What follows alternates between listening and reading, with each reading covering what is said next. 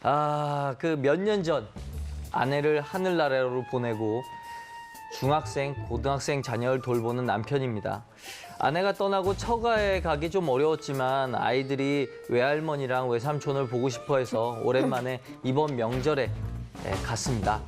그런데 명절 때 가서 처남이 돌아가신 장인어른의 땅을 처분해서 그 금액을 가지고 있다는 얘기를 들었는데 그 금액과 관련해 남편에게는 저에게는 입도 안 열었다는 거죠.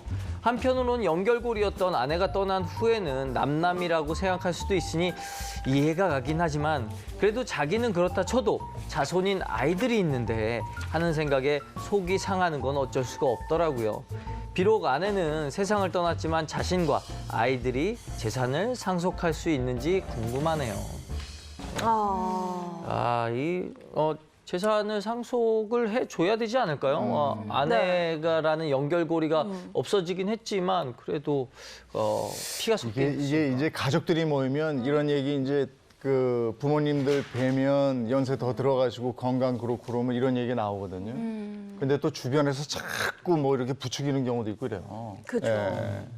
이게 그런 경우 본 적 있습니까? 아니면 가족들? 저희 집안 어르신 중에서는 이러신 분이 있으셨어요. 이제 아들은 주되 딸은 못 줘. 왜냐면 딸을 못 주는 이유가 딸이 아니라 사위한테는 주지 않을 거야.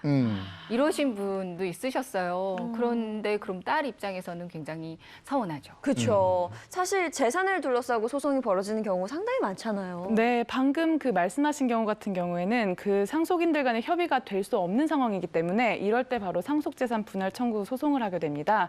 그런데 이 소송이 2008년만 해도 295건 정도로 굉장히 많지 않은 소송이었어요.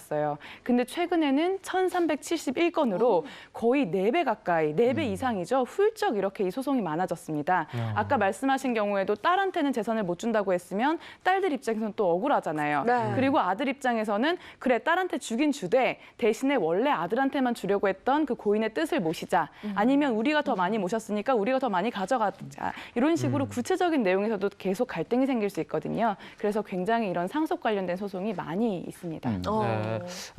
차라리 오히려 소송이 훨씬 더 신사적으로 보여질 수도 있는데 이런 얘기를 하다가 뭐 주먹도 오가고 가족끼리인데 그런 일이 많이 벌어진다 그러더라고요. 네, 주먹이 아니라 아예 칼까지 휘두르고 있습니다. 예, 실제로 몇 년 전 추석 당일에 있었던 일인데요. 형수와 조카에게 칼을 휘둘러서 살인미수 혐의로 체포된 사람이 있었습니다.